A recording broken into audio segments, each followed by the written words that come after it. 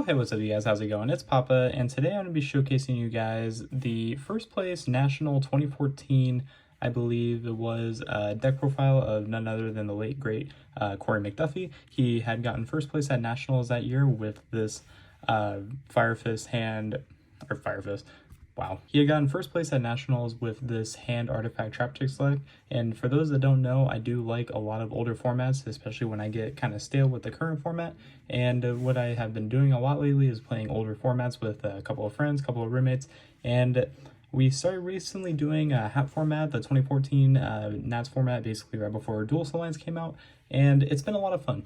It's very nice to be able to give yourself a break from the current format because otherwise you're going to become too stale with it, and then when you become too stale, you're going to get bored. When you get bored, you eventually stop, then you come back, and it's just a big pile of mess. So I wanted to just go ahead and get something to basically take the mind off of things for a while, and I ended up playing H.A.T.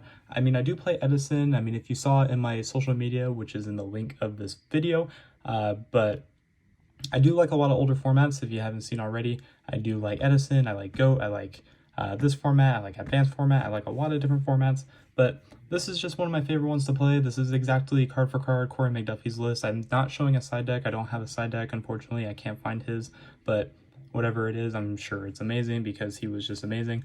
But I'm going to show you guys his list. The list is very solid. I mean, there's some cards that I would change, but I will go over that when I do show the cards in the video. But without further ado, let's go ahead and get into it. Starting off with the main deck, we are, of course, on 3 copies of Fire Hand and 3 copies of Ice Hand. These cards were very important in this format. People were side decking cards like Nobleman Crossout, cards like Dimensional Prison, just to be able to deal with these cards.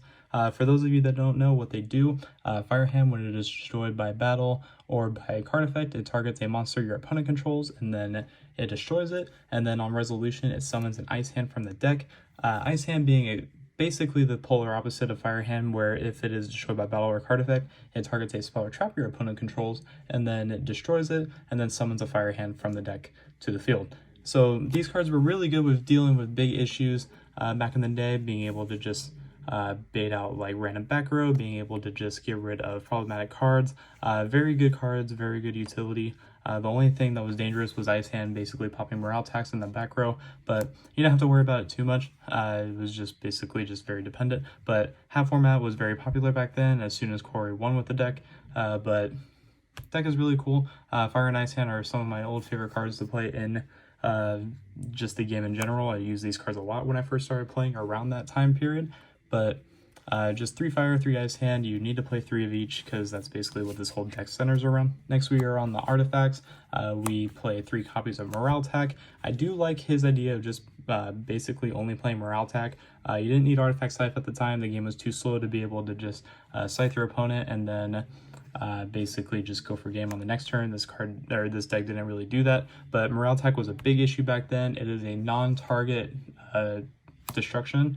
As soon as it is destroyed during your opponent's turn, it activates in the graveyard. The best thing about the artifacts too, I know a lot of people don't really play artifacts anymore, but you could set them in the spell and trap zone as if they are monsters, but you know that by playing Scythe and Dagda. But Morale Tag was really good, so you just played 3 of it. You could play Beagle Tag if you want to, but after playing this deck, I do really like the idea of just playing Morale Tag because you don't want to break on the artifacts. They're the worst cards to draw, and just playing the 3 blue sword was definitely the correct call. For my favorite cards in the deck, just in time for the new structure deck coming out, we have 3 copies of Myrmilio, and we also have 2 copies of Traptrix Dionea. Basically what these do, they're unaffected by whole normal trap cards, which is always broken. Myrmilio, when it's normal summon, you get to add a whole normal trap, and then when it's special summon, it is a mandatory trigger. It has to activate even if there is nothing on the field to destroy. You target a spell or trap on the opponent's side of the field, and then you destroy it. So very, very nice. It's also signed by the one and only Progression Series King, Alex Simo. I met him about 5 or 6 years ago at a YCS, and he signed these Myrmilios for me, and I've had him ever since. Thanks, King. What Dionea does is that when it is normal summon, you can target a Traptrix monster in your graveyard and special summon it in defense position, so you're basically grabbing a Myrmilia every time. So the synergy is you go Dionea, grab back the Myrmilia from the graveyard, and then you get to destroy a spell or trap your opponent controls, and then you basically just make a rank 4 from there. But card's really broken. When it's special summon 2, what it can do is that it can target a whole normal trap in your graveyard and set it to your side of the field, but it's destroyed after the next end phase, so it is what it is. But card's really good. You get really good access to these with a Bobble Chain, which I'll go over later. And then the last monster he was playing in the main deck was 2 copies of Max C. I really like his reasoning behind the 2 Max Cs. It's really balanced. It's being able to just go ahead and replenish your hand. And then the other thing too is that you don't really want to play 3 because it was too pricky. And like, if you watch the finals between Korey and Dion, then you got to see basically how bad this card is in that matchup. So you didn't want to be perking on too many of these, but playing 2 in the main deck was just a nice happy median for him. And you know what, so far it's been good for me, so definitely like the 2. For the spell cards, we play 3 copies of H.A.T Duality, one of my favorite spell cards in the game. This card is very nice, being able to just excavate 3. I mean, you should know what this card does by now in the current format, but I do like this card, very, very strong. This is the only thing that I like debate on his list, is that we do play 3 copies of Upstart Goblin. What I've been doing is that I've been going back and forth between the Upstart Goblin. If you don't like playing 3 Upstart, I get it. It's a very slow, grindy kind of deck, so you don't have to play 3 Upstart if you don't want to. What I've actually been doing is that I take these 3 out, and then what I've played in place of it in my own list is 2 copies of Dimensional Prison and then the 1 Book of Moon, just as replacements. These are really good against other hands, against Dragon Rollers, against like Spellbook, Fire Fist, basically whatever the issue is, you can just get rid of. But Book of Moon is really good too when they make your when they commit to an XE summon. Being able to just book a Lavalval Chain so it doesn't get to Foolish or put on top of the deck. Being able to just get rid of like other problematic cards like Dracosac. Very good cards, but that's just my list. But Corey's list was playing 3 Upstart Goblin just to see more of his cards. But in my list, what I do is I take out the 3 Upstarts and I play the Book of Moon, 2 Debrisen. Very nice swap out. But I do like this card a lot. Don't get me wrong, it's really nice to be able to play 3 Upstart in a deck, but you don't really need to if you don't want to. It's totally up to preference. Next, we're on 3 copies of Mystical Space Typhoon. I do like playing 3 of it personally. I know Korey was playing 3 of it, but that's because like 3 MST is really good against outing like Fantasy Emptiness, being able to just out Fiendish Chain. And what it also does is that it triggers your morale attack.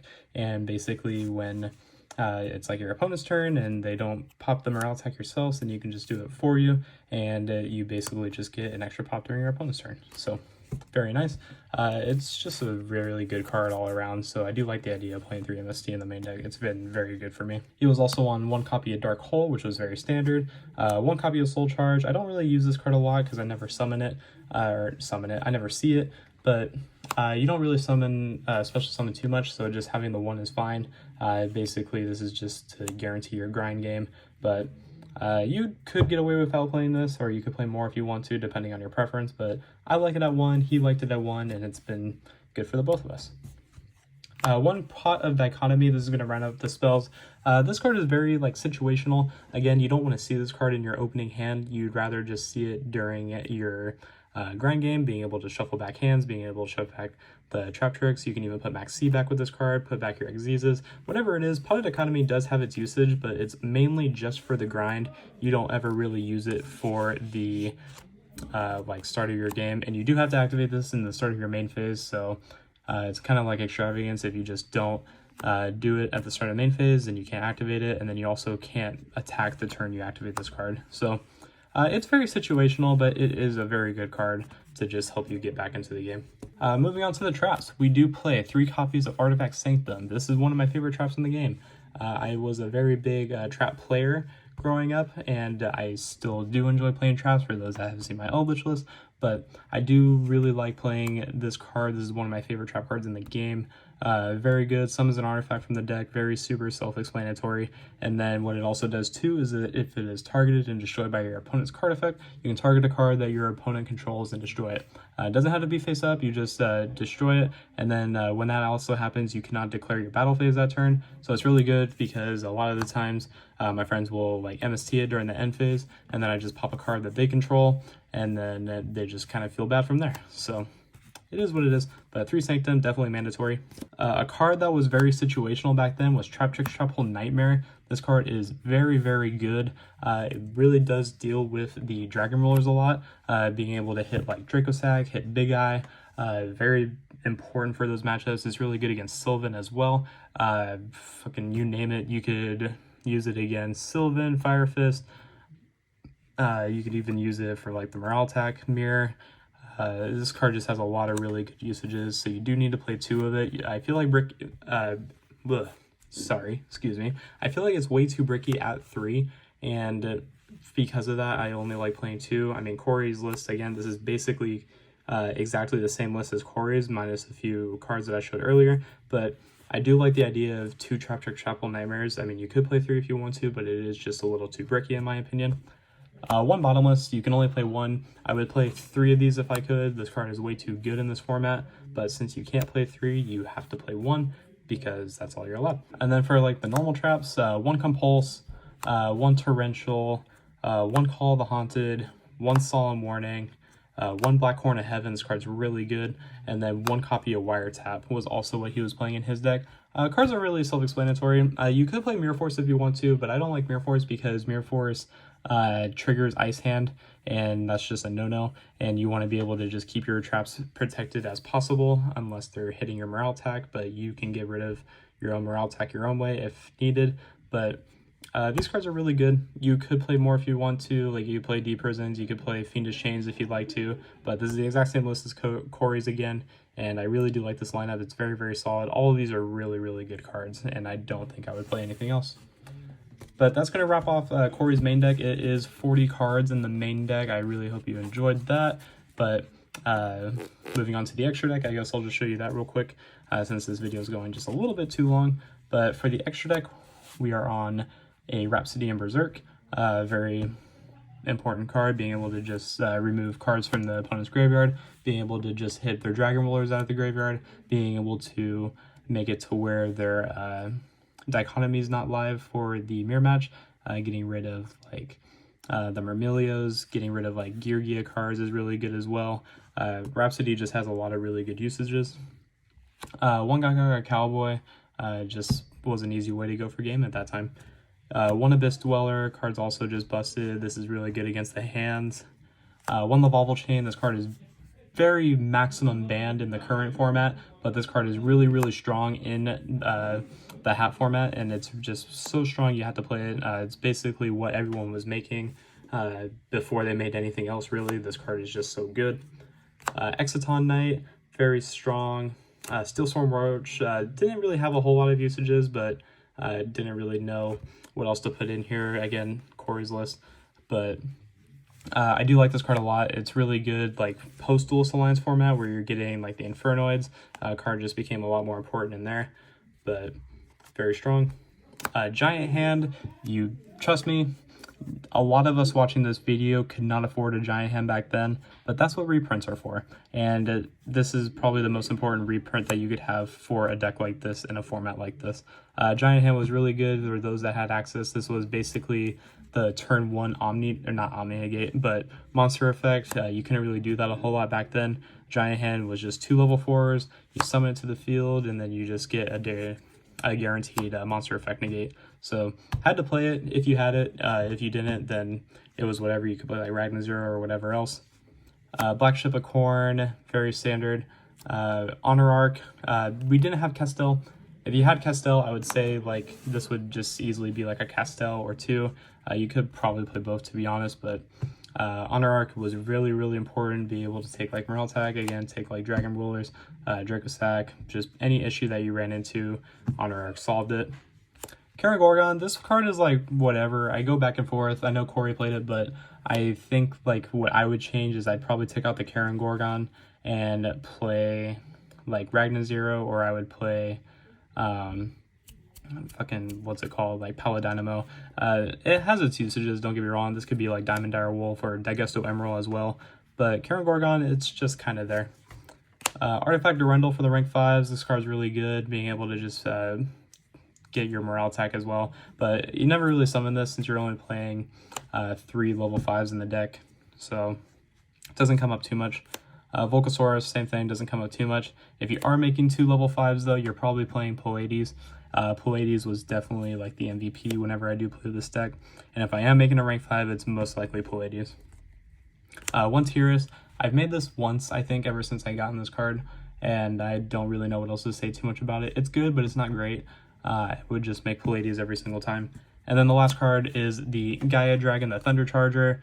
Card's broken, being able to just do piercing is really good. But that's going to do it for the video today, guys. I really hope you enjoyed this list. Again, it was a big help for the late, great Korey McDuffie. This was his list, card for card, and I told you what I would do to switch it if I were to play it myself, which I have been doing. But the deck is very, very good. It's a lot of fun to play, especially for those that like older formats. If you haven't played half format before, I would suggest doing it. You have cool decks like Yugioh, Fire Fist, you have Spellbook, Dragon Ruler, Sylvan, I can't even think of them all. There's just so many to play. But it is a lot of fun. It's a really good format to play. I do recommend it. I really do if you haven't played other formats before. But until next time, guys, this has been Papa, and I will catch you all in my next video. Take care, everyone.